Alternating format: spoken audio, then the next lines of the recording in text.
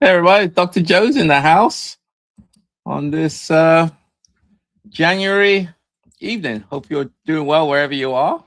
I hope you had a wonderful Christmas, and I hope that your 2026 is going off to a great start. And this is my first podcast for the live stream, I suppose, for the year.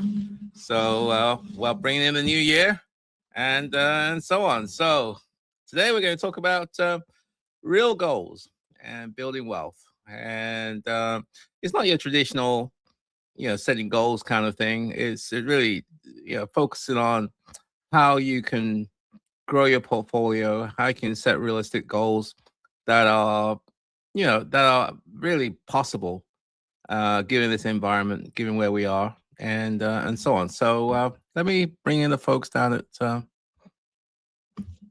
Instagram for a second. Let's see. Let's have a look. Go live, I think. So folks on Instagram should be on now. Welcome, Instagrammers, I suppose. Is that the right word? And so on. So again, we're going to talk about goals and realistic goals. I wanted to do that because obviously, it's a new year, and a lot of people have some expectation, aspirations of what they want to accomplish during the 2026 period. And I thought this would be a very good topic. I'm trying to, differentiate from the traditional goal setting type exercise. I think you all are familiar with that. So I'm going to probably put a different twist to all of that and so on. So let's get going. Anyway, as usual, if you got any questions, please put them in the chat box and I'll get to you in about 20-25 minutes. And if you want to book a one-on-one with me, you can always go to my website. I think we're having some changes on the website, so it may or may not be working. But you can email me at joe@joeasamoah.com. That's joe@joeasamoah.com if you want to do a one-on-one with me, and I'll send you the link and all that information and so on. So let's get to it. Introduction. The cost of unrealistic expectation. The cost of unrealistic expectation. That's really the question is, are your real estate goals designed to build wealth, or really they're really setting you up for frustration and failure? That's the question. Because most real estate investors don't fail because they chose the wrong market, in my opinion, or even they missed the perfect deal. They failed typically because expectations were disconnected from reality. I want to quit my job in the next year. I want to do this. I want to have a portfolio of 50 houses in the next, 20 days. And, not really realistic. And as a result of that, they don't meet them and they get despondent and they say this is not possible and they move on to something else. They fail because, long before they even close the deal. Many people have false expectations. Timelines are too short. Renovations, they don't really take into account that things go wrong in renovations, as we all know. Many people overlook the fact that tenants can be difficult. Some people overlook the fact that financing can be challenging, and cash flow is not always what the paper spreadsheet says it's going to be in the real world. That is, when reality shows up, the real world, as it always will do, and it always does, confidence erodes, decision-making becomes sort of reactive, and momentum stalls.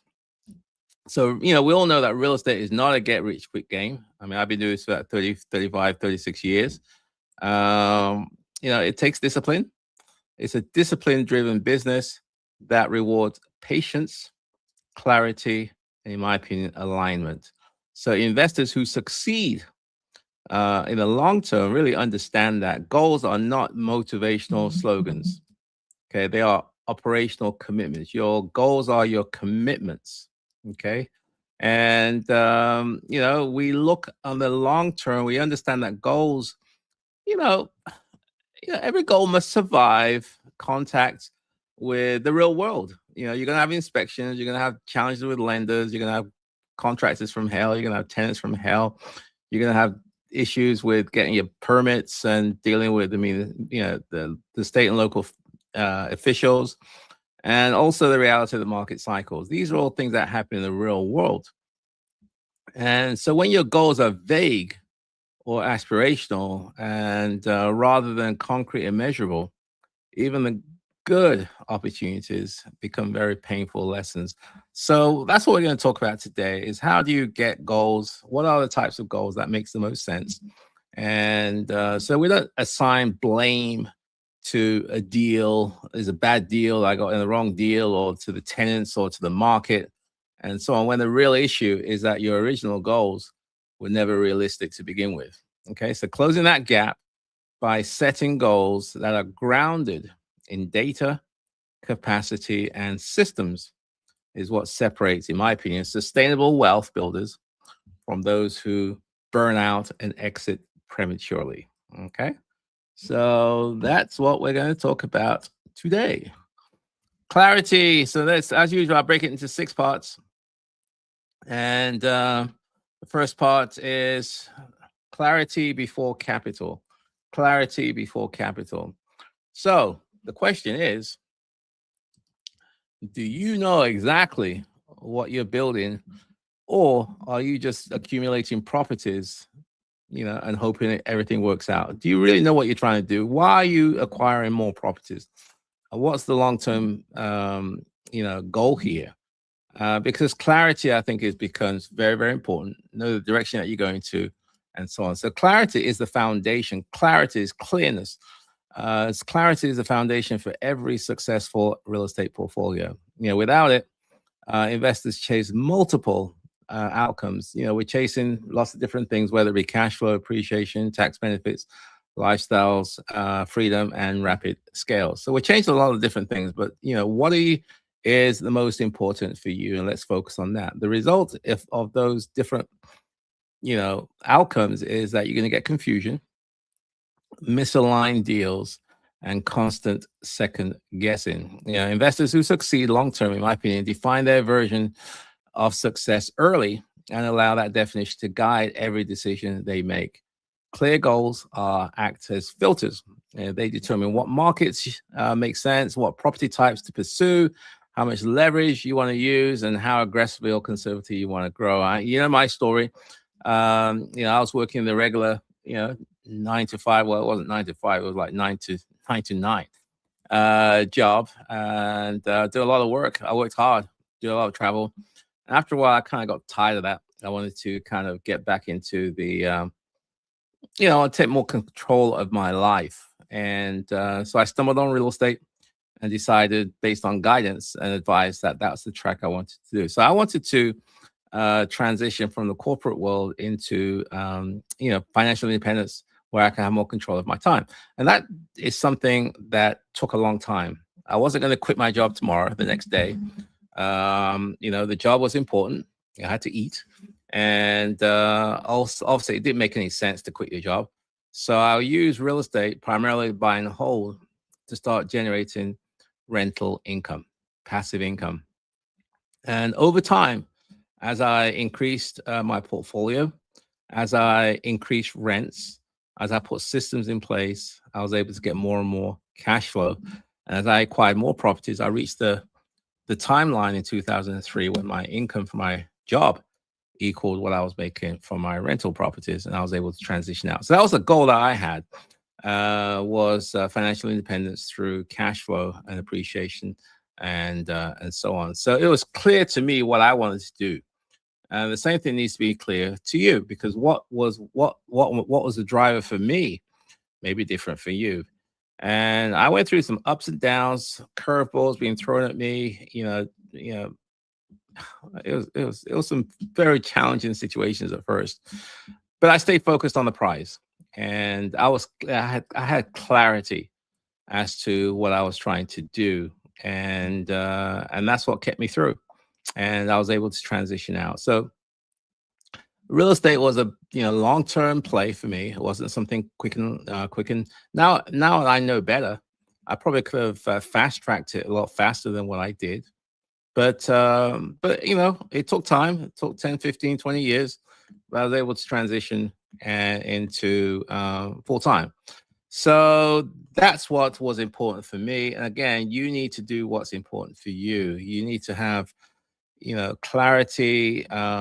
What's, because it's, the clarity allows you to build your portfolio and sort of align risk with your time availability and also your long-term vision. And that's where we go. So that's number one, which is clarity before have capital. You know exactly where you're trying to go to before you actually start. Okay, let's go to number two.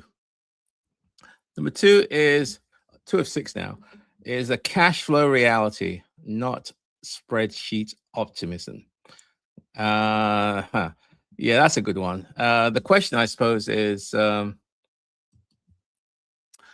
your income goals built on conservative assumptions or best case scenarios? Are they built, are your income goals built on conservative assumptions or best case scenarios? Because again, these are all things that pertain to the topic at hand, setting real goals and building real wealth.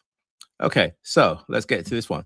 Cash flow, obviously, is where expectations most often break down. We get out the Excel spreadsheet, we do the numbers, and we're thinking we're going to make X number of dollars. We're going to have this a cash on cash return of this. We're going to have an IRR of that. The numbers play out based on the spreadsheet, and so we go forward. But then reality sinks in. You don't get that cash flow for whatever reason. The rent's not what you want. The expenses are higher. You get tenant turnover.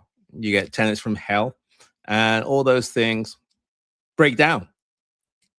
So your optimistic spreadsheets that ignore certain things like vacancies, repairs, management effort, and delays, it it means that your margins disappear very quickly or reduced anyway. Investors who succeed, on the other hand, assume frictions will occur, things will happen, and plan for it. Realistic cash flows is because goals are set. We prioritize that. We go into predictability over perfection. That's why I love the Section 8 programs, because it allows you to a certain level of predictability in terms of your income stream, regardless of the market cycles. We account for things like maintenance, reserves, turnover, and compliance costs. Compliance means that you got to abide by local regulations, whether it be housing regulations, whether it be things like licensing, inspections, things that you got to comply with on a local, federal level. So we leave things for mistakes and also surprises and curveballs that's going to happen. So this conservative approach, it may feel a little bit limiting at first, but it really is what allows investors like you and I, hopefully, to survive downturns, especially when the market, goes down like it's going through right now, and grow without panic. Investors who ignore cash flow reality, often compensate by over leveraging or deferring maintenance. The numbers don't match what you thought. So what are you going to do? You're going to borrow more money, or you're going to defer your expenses in order to get the cash flow needs, both of which increase your long-term risk. So in contrast, disciplined investors like you and I, hopefully, we build portfolios that can absorb shocks without jeopardizing our entire operations. Okay, so that's number two, which is cash flow reality and not spreadsheet optimism. Okay, so that's number two. Let's move right along to number three. And number three is financing goals that support longevity. We have financing goals that support longevity. Okay. So the question is your financing strategy helping you build long-term wealth, or is it quietly limiting your future options? Okay. So is your financing strategy helping you build long-term wealth or quietly limiting your future operation or options, I suppose. So financing obviously is the key to a lot of these things. Financing decisions are often made under pressure, with the primary goal, let's just get this deal done. So you're under pressure to close this deal or to get refinancing done. So you want to just get it done. And sometimes you have to get what you can get. So unfortunately, short-term thinking, because your back's against the wall, can create long-term constraints.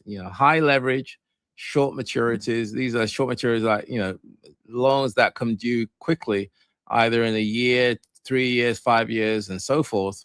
And aggressive refinancing assumptions, meaning that, okay, you think that price is going to go up, so you'll be easily able to refinance these things. These are assumptions and that you make, especially when you're accelerating fast. But they can also have a double-edged sword. They can also increase fragility. It can come back to bite you. Successful investors, however, treat financing as a strategic tool, not just a means to close. We support, sorry. We try to structure debt to support cash flow, flexibility, and also future growth. We understand that the wrong financing, even on a good property, can stall or destroy a portfolio. I've seen that so many times during market cycles when you can't sell a house if you're flipping it, and or you can't rent it because there's a glut of housing, or the good tenants are hard to find. And now you run into a cash flow problem. Now you run into problems, and it's the debt that you have that comes down to crush you. And so that's how a lot of people tend to go out of business, is because they can't service the debt because the market's turned on them. So the wrong financing can stall or even destroy your portfolio. Investors who master financing, kind of think several moves ahead, almost like a chess game. We consider, today's debt affects refinancing, portfolio leverage, liquidity, and the risk exposure. So this mindset allows us to grow steadily rather than hitting ceilings created by early decisions. Okay, we're thinking on the long term as opposed to short term. So that's number 3. So kind of halfway through. So again, if you got some questions, please put them in the chat box. I'm going to get to them in about 10 minutes or so. And if you want to do a one-on-one with me, you're going to have to shoot me an email. Shoot me an email at joe@joeasamoah.com, joe@joeasamoah.com, and we can set up a one-on-one. I'll send you an email. We can set something up. Just overhauling my website at this point. Okay, let's get down to number 4. So let me forget 4. Let me kind of run through again what the first 3. So number 1 was clarity before capital. Clarity before capital. Know where you're going before you start jumping into the fire. Number 2, cash flow reality, not spreadsheet optimism. Be realistic about your cash flow needs, because you're doing this buy and hold for cash flow reasons, and your cash flow assumptions has to be real. And then number 3, financing goals that support longevity. Your financing goals need to support your long-term goals. Okay, or your long-term game plan anyway. So let's go on to number 4, renovation goals that respect reality. Renovation goals that respect reality. Okay, so the question is, are your renovation goals designed to create returns or to chase perfections? Okay, are your renovation goals designed to create returns or chase perfection? Renovations, are where most investors tend to lose both time and money, especially on major renovations. There's just so many things that can go wrong, but generally I put them into 3 things. 1, it costs you more money than you thought it was going to take. It's going to cost you. It's going to take you longer than you thought it was going to take you. And generally, unless you have some great tenants, great contractors, you're going to have some falling out with your contractors sometime during that project. So unrealistic timelines, underestimated costs, and emotional decision-making turn improvements into liabilities. So experienced investors, however, have goals that are based on function, what you need to do, durability, and the rent that you're trying to hopefully get, and not on personal taste. Successful investors renovate with discipline.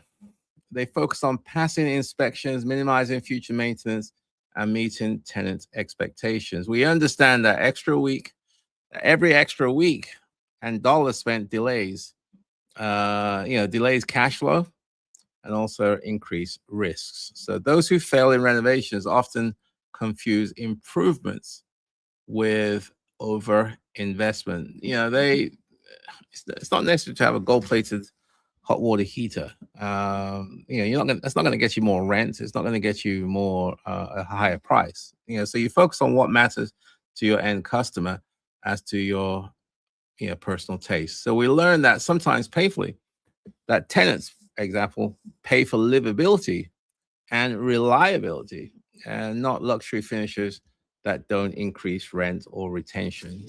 I see too often where people say, well, let me, especially on rentals anyway, let me fix it up in such a way that I would live there, which is okay. But sometimes if the rent doesn't support it, it doesn't make any sense to do it.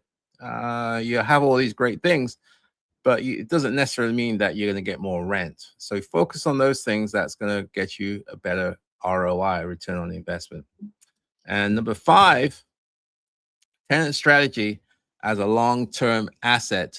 Long-term assets are tenants, okay? So the question is, are your tenants a source of stability? Stability, that's the key, or constant disruption? You know me, I'm into minimizing turnover. That's the reason why I have 5, 10, 15, 20, 25-year tenant. In fact, my longest tenant, believe it or not, last week was her 29th anniversary. 29 years she's been renting from me. Isn't that amazing? Can you imagine all the turnovers I've avoided by having a good relationship with my tenants? So tenant turnover is one of the biggest hidden costs in residential real estate investing. Investors who treat tenants as temporary occupants experience higher vacancy, repair costs, and stress. Those who treat tenants as long-term customers, which is what I do, we build stability into our portfolios. Successful investors, we set goals around retention, communications, and responsiveness. We understand that a satisfied tenant is more valuable than a slightly higher rent. Again, I repeat that again. We understand that a satisfied tenant is more valuable than a slightly higher rent. That's in my opinion, because a satisfied tenant is going to take care of your house. It's going to be pleasant to deal with. They're going to be less drama, and they tend to stay longer. Okay.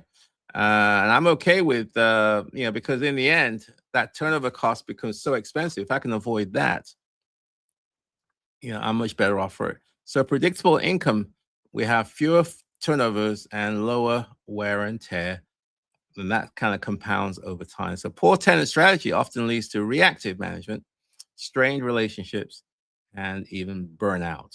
Strong tenant strategy turns property ownership into a repeatable, manageable business. That's why I like the Section 8, is because, again, I tend to find that tenants tend to stay longer. I'm averaging around 7.7 years per tenant across my portfolio. 7.7 years, whereas a lot of people, they have turnovers every 1, 2, 3 years. Hopefully, I'm able to avoid that, so I'm able to keep a lot of that cash flow in my pocket rather than having to spend it on turnover costs. Finally, number 6, scaling at the speed of your systems. Scaling at the speed of your system. And the question is, are you growing your portfolio faster than your systems can support? Are you growing your portfolio faster than what your systems can support? Well, many investors don't fail from a lack of opportunity, in my opinion. They fail from unmanaged growth. Unmanaged growth, acquiring properties without strengthening systems, magnifies inefficiencies, errors, and stress. They're growing too rapidly. They don't have the foundations, the fundamentals in place. Successful investors, however, we scale only when our operations are stable. So we're building on a strong foundation. Systems for things like accounting, tracking your finances, tracking your income and inflows and outflows, maintenance, having the right people in place such that if something goes wrong, you can fix it. Communications, having things in place whereby you can communicate effectively with your tenants. compliance, making sure that you're compliant with local and state regulations, federal regulations, and also decision making. If this happens, then do that. If that happens, then do this, and so on. These things must evolve alongside your portfolio size, because if you don't have those things in place and you grow, then it could the whole thing could collapse. Okay, so investors who ignore this reality often reach a breaking point at some point where their growth becomes just totally unmanageable. It's over their heads. It's too much confusion, too much stress. So true wealth is not measured by the door count, how many doors you got, in my opinion, alone. It's measured by how smoothly your portfolio runs. There's nothing better than peace of mind. And I'd rather have a smaller portfolio with peace of mind than having a larger portfolio that's just a constant source of stress and headaches. That's my opinion, anyway. I place a lot on peace of mind, the ability to just not have to worry. So investors who master this lesson build portfolios that essentially are boring, predictable, but are highly profitable. Okay, boring, predictable, and highly profitable. Okay, in conclusion, let's wrap it up now. And so wrapping it up, let's have a look. So in conclusion, real estate rewards investors who replace hope with discipline and ambition with alignment. Okay, real estate rewards investors who replace hope, just crossing your fingers, hope for the best, with discipline and ambition with alignment. Okay, so those who set real goals build real wealth because their expectations match reality. They prepare for friction, things go wrong, manage risk, stuff happens, and we grow deliberately. We grow, in a planned way through cycles. So hopefully in this live stream today, I highlighted some of the lessons learned that I've been through, the good, the bad, the ugly, and you've learned hopefully from investors who have walked my path, walked the path before. So if you're serious about building a long-term residential portfolio, one that sort of survives market shifts, market cycles, reduces burnout, and compounds over time, then this really is a subject worth mastering. So set real goals, build wealth, and stop letting guesswork determine your future. That, my friends, is that for the education part. Again, if you got some questions, please put it in the chat box. I'm going to get to it in a couple of minutes. If you want to shoot me an email, you can shoot me an email at joe@asamoah.com, joe@asamoah.com. If you want to book a one-on-one with me where we can do a deep dive into any subject of your choosing, so you can leverage on my 35 years experience, I think that may be worthwhile. You can shoot me an email and see what we can do. I'll send you a link and you can set up a one-on-one with me. So that, my friends, is it for the education part. Let's go to Q&A, the Ask Dr. Joe part. See what's up. Okay, who do we have today? We have greetings from Phoenix. Hey, Dautu, hope you're doing well. Thank you, Dr. Joe. Okay, Nestor Can 2128. Nestor Can 2128. I called my local housing authority yesterday to have them list my property on their website. Okay, they informed me that they are no longer posting landlords' rentals due to a lot of fraud going on. Okay, have you ever heard of something like this? I thought the housing authority was supposed to help landlords. Okay, that's a good, interesting question. So Nestor, let me try to understand your question, Nestor. I'm not too sure where you're based, but wherever you are, there's a local housing authority that runs a Section 8 program. And where you are, they have a website where landlords can post their properties. And you're saying that where you are, they're no longer doing that. Well, that's not the end of the world. I don't even rely on my local authority posting my land adverts. I do all my marketing myself. What you want to do, Nestor, is to find out which platforms, which online sites do they tend to direct their tenants to go to, or the clients to go to? So what do I mean by that? So in where I am in the DC area, a lot of the housing authorities here tend to steer people to, uh, yeah, really two sites. There's Zillow and Zillow, and also affordablehousing.com, which used to be called Go Section 8. So that's where a lot of the housing authorities tend to direct their clients to go to. A couple of them have their own sort of list or spreadsheet or website, as you call it, where clients can go to. But I don't rely on them. I rather just do it my way, which is to go to the public sites and the popular sites and advertise heavily there with great photographs, great descriptions, great marketing, and I can talk to the tenants directly and then invite them to come over and see my properties. So that's what I do. So if they say they're not advertising, then it is what it is. But that should not be the end of the world. I think you still are able to let the world know that your property exists, and you just have to be focused. You need to be very aggressive, and you need to find out where your customers are looking, and you want to make sure that you advertise there as well. Hope that's good. Okay, I think I've done that one. So let's go to this one. Happy New Year, Dr. Joe. Wishing you all the best. Okay, Dautu. Same to you, sir. Hope you're doing well in sunny Phoenix.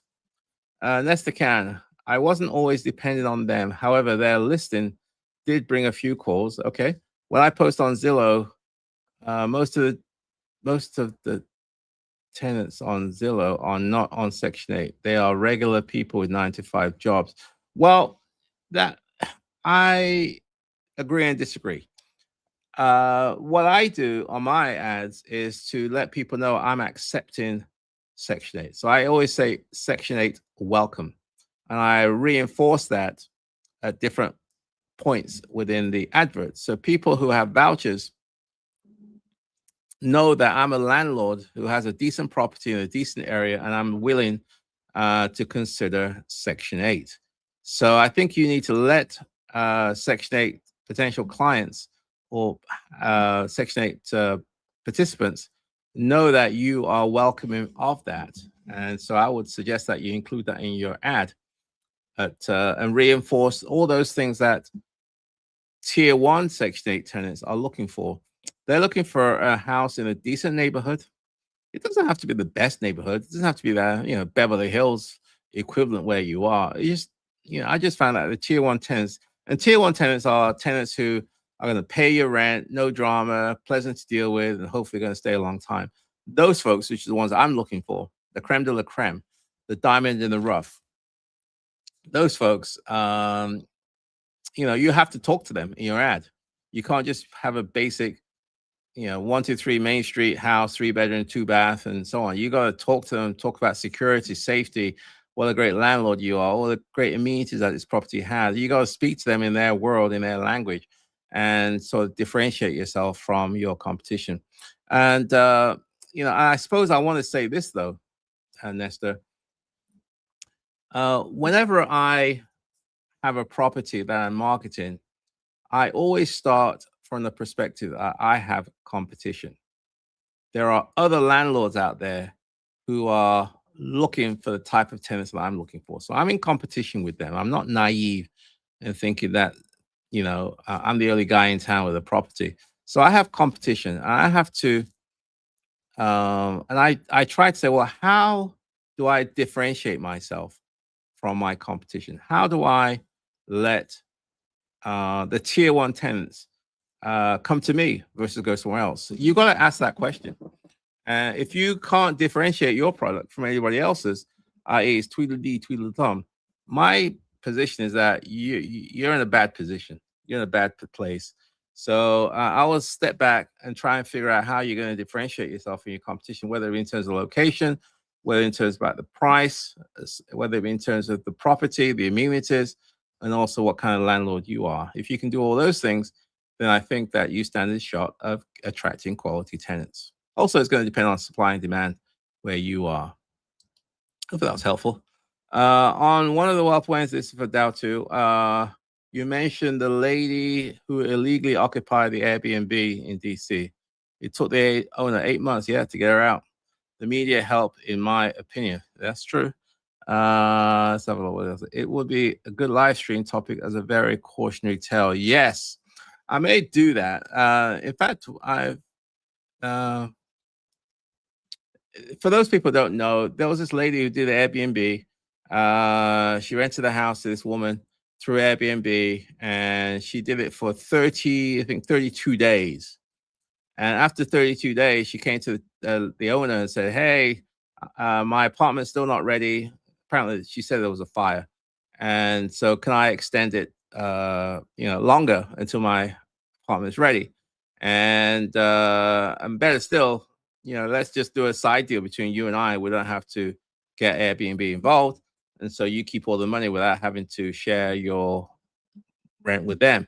So they did a side deal, and you know where this is going. She decided not to pay the rent, and she decided that she had quote unquote tenant rights because apparently in DC, after 30 days, you are no longer a short-term renter, but you have tenant rights. So she wanted to exercise her tenant rights, and she subsequently didn't want to pay rent. And so it took this owner 8 months to get her out. It's a crazy story. But I've heard a couple of those things since then across the country. And what it tells me is it's a story about failed screening at the end of the day. Someone who didn't take the time to really understand who they're renting to. She assumed that just because they went through Airbnb, she was cool. But she transitioned out of Airbnb without doing a thorough review of this person. And apparently this person had been evicted from a previous places as well. So she'll stay in one place, not pay anything. Just about before she gets evicted, she go on to the next guy. Stay there for a while before she gets evicted, goes to the next one. So she had a history of doing this. And the screening that this lady did or didn't do didn't cover that up. So that's the story of failed screening, in my opinion. Obviously, there's a lot more to it than that. But yeah, I could talk about that. But I mean, I do believe that if you can't screen well, then you're putting potentially a 200, 300, 400, 500, 600, $700,000 asset in danger because you got people out here who have no problem trying to get over on you, who have no problem trying to stay in your house and not pay you. And if you're in a blue state, it's hard to get people out, so be careful. But yeah, I could do something on that. It's just, you call it a squatter, I suppose, and so on. But it's a good story. Maybe I'll talk about that one weekend, one live stream. A cautionary tale. Yes, a very cautionary tale. Okay. Shashank Shrivastava. Apologies if I mispronounce your name, Shashank. Dr. Do you have a specific cities or counties you avoid within the DC area? Not really. I mean, I've got properties in Washington, DC, all quadrants of the city. I also have properties in Maryland. I have some properties in Montgomery County. I also have some properties in Prince George's County, which are the bordering counties to Washington, D.C., here in the Metro D.C. area. So, I mean, they're all good areas because this area, the good thing about it is that it's an appreciating market. The reason why I like D.C. specifically is because the rents in D.C. are much higher than they are in Maryland. And yes, you pay a little bit more, but generally, I just had better luck in DC in terms of getting higher rents, appreciation, cash flow, even though you pay a lot more. But yeah, so I do. So I don't own anything in Virginia, not so much because I'm avoiding Virginia. No, it's just because I'm not. I live in Maryland. I've lived in DC, so I'm more familiar with those jurisdictions. So there aren't really, it's a good market to be in. It's an appreciating market. Prices tend to appreciate over time. So yeah, I don't have anything that I want to avoid. So it really depends on you, Shashank, what your preference is and where you feel the most comfortable. What do you believe is a good price to rent ratio in the DC area for Section 8? As I said before, they pay a lot more in Washington, D.C. compared to um, in Maryland. I have a 6 bedroom in Maryland that 4,200, for example. A 6 bedroom in DC that's maybe 6,200. So the rents are higher in Washington, and yeah. So in terms of rent ratio, it just depends. Once you go into some of these further jurisdictions, they just don't pay that much. Uh, but because you're in the DC area, cost of the housing is also expensive. So you're not getting the rent that you deserve, even though you're paying a lot for the property. And that's the reason why I like to get DC, because you can just get a lot more rent, and it makes you can make the numbers work if you add extra bedrooms. So you may buy something that's 3 bedrooms, add a couple more, 2 or 3 bedrooms to make it to 5 or 6, and now you can cash flow. Okay, hope that helps.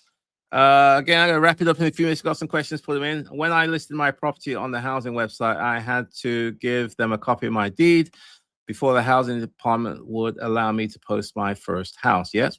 After that, I didn't have to supply a deed. That's true. Sometimes they want to know who you are. They want to make sure that you are the owner. You're not some scam artist. And so they want to have proof that you actually own the property. And the best way to do that is through deed or some other owner documentation. That's usually on the RFTA when you submit, once you selected a tenant. I've never had a situation where they want to see my deed before they advertise.